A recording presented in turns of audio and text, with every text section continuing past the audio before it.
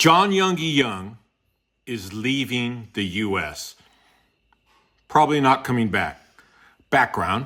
He fucking had a few track days, slow as fuck, as usual.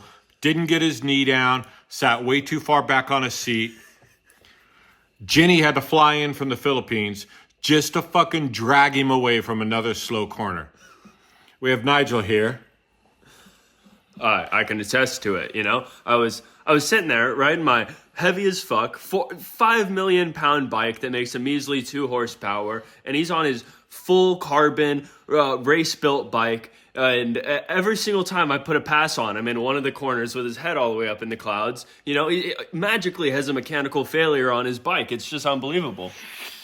There he was, minding his own business, and you fly by in the corner. The next thing I know, he pulls a crowbar out of the front of his pants, and he hits his muffler, cracking it in half.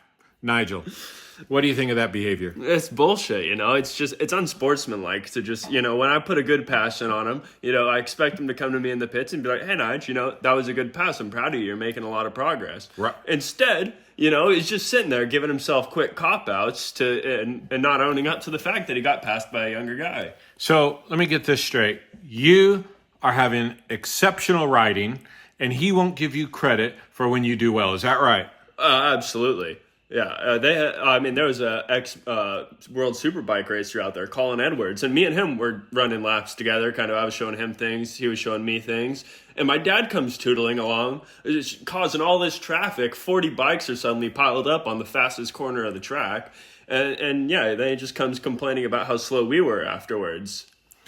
It's a crying shame. You know, I recently heard a story about a young knucklefuck that was getting good OWLs or whatever their fucking test was, and their dad wouldn't give him credit for good behavior. I think that guy's name was Rod.